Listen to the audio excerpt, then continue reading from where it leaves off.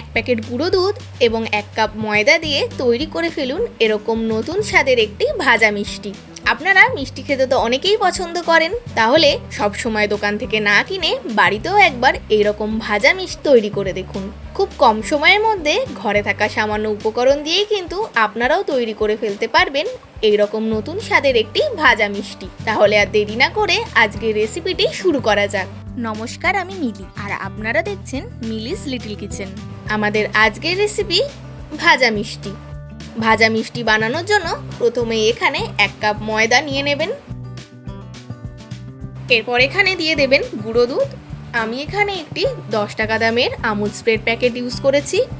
1 cup ময়দার জন্য 1 packet গুঁড়ো দুধ যথেষ্ট। এরপর সামান্য একটু নুন দিয়ে দেবেন।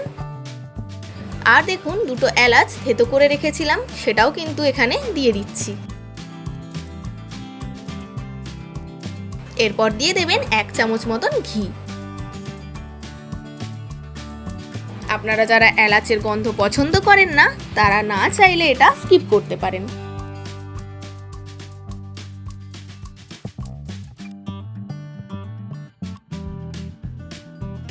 এরপর ভালোভাবে মাখানো হয়ে গেলে 1/2 কাপ মতন লিকুইড দুধ দিয়ে ডোটা কিন্তু মেখে নিতে হবে।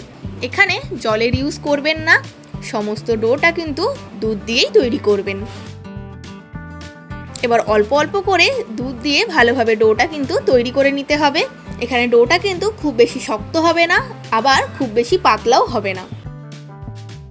আপনারা চাইলে এখানে অল্প সুজিও কিন্তু ব্যবহার করতে পারেন।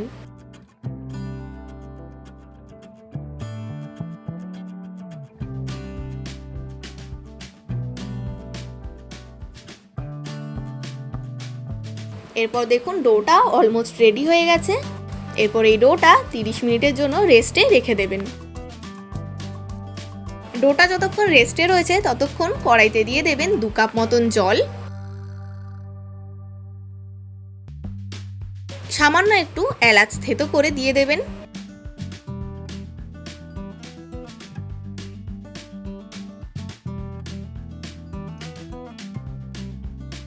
এরপর দিয়ে দেবেন 6 চামচ মতন চিনি। এখানে খুবই পাতলা একটি চিনির সিরাপ তৈরি করে নিতে হবে। এবার খুব ভালোভাবে ফুটিয়ে নেবেন।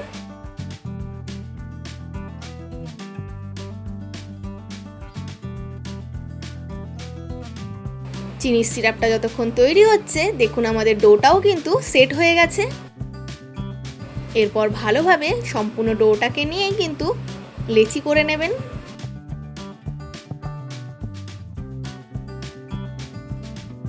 এরপর সম্পূর্ণ ডোটাই কিন্তু আপনারা এইভাবে বেলে নেবেন। এখানে আলাদা করে লেচি কাটার কোনো প্রয়োজন নেই। এই ভাজা মিষ্টি বানানোর জন্য রুটিটা কিন্তু একটু মোটাই হবে।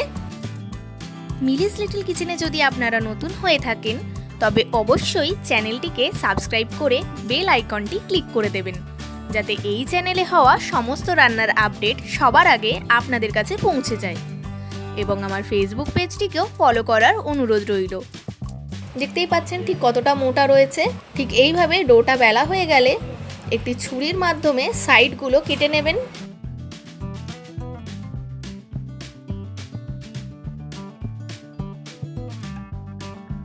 চারদিকেই এইভাবে কেটে চৌকো আকারে কিন্তু তৈরি করে নেবেন।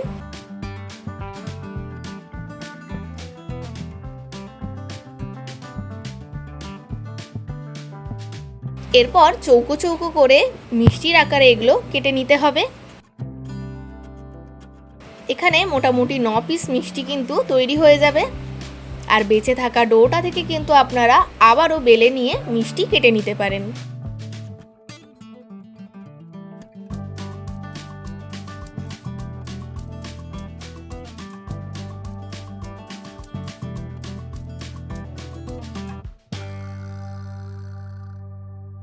দেখুন, এখানে ছোট ছোট করে চৌকো আকারে কিন্তু মিষ্টিগুলো কেটে নিয়েছি।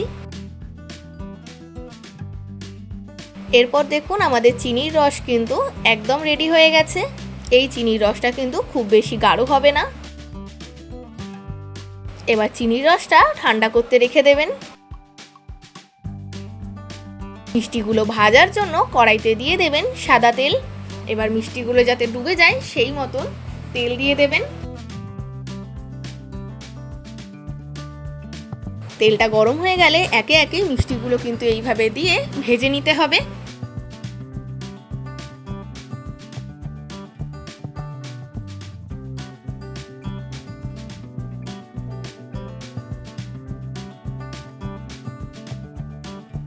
দেখুন হালকা হালকা গোল্ডেন ব্রাউন হয়ে আসছে, কিন্তু যেহেতু এটি ভাজা মিষ্টি সেই জন্য যতক্ষণ না ডিপ ব্রাউন হচ্ছে ততক্ষণ কিন্তু ভাজবেন, কিন্তু খেয়াল রাখবেন যাতে মিষ্টিটা পুড়ে না যায়।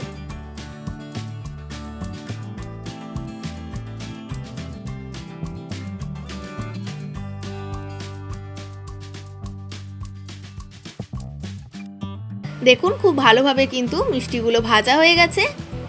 এবার সঙ্গে সঙ্গে কড়াই থেকে তুলে আমাদের তৈরি করে রাখা চিনির রসে ডুবিয়ে দেবেন।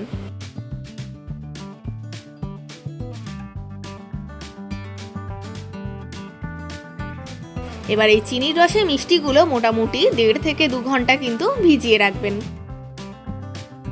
বাকি মিষ্টিগুলো ঠিক একইভাবে কিন্তু ভেজে নেবেন।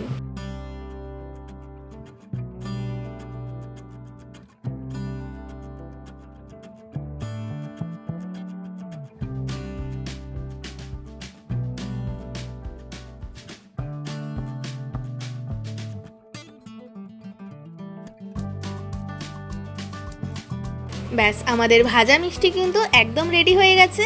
এরপর 1.5 থেকে 2 ঘন্টা পর দেখুন মিষ্টিগুলো কি সুন্দর ফুলে গেছে, দেখতেও কিন্তু বেশ সুন্দর লাগছে। মিষ্টিগুলো কি সুন্দর হয়েছে দেখুন, আমি আপনাদের একটি কেটেও দেখিয়ে দিচ্ছি। দেখুন কি সুন্দর ভাজা মিষ্টিটা কিন্তু তৈরি হয়েছে। তাহলে আপনারা আমার মতন করে একবার ভাজা মিষ্টি বাড়িতে তৈরি করে দেখুন। আশা করছি এই রেসিপিটি আপনাদের ভালো লাগবে। আবার আপনাদের সাথে আমার দেখা হবে নেক্সট ভিডিওতে নতুন একটি রান্নার সঙ্গে। আপনারা ভালো থাকবেন, সুস্থ থাকবেন এবং এইভাবেই আমাকে সাপোর্ট করে যাবেন। আমার আজকের এই রান্নাটি যদি আপনাদের ভালো লেগে থাকে এবং সহজ বলে মনে হয়ে থাকে তাহলে অতি অবশ্যই একটি লাইক দিয়ে যাবেন এবং কমেন্ট করে জানাতে কিন্তু ভুলবেন না।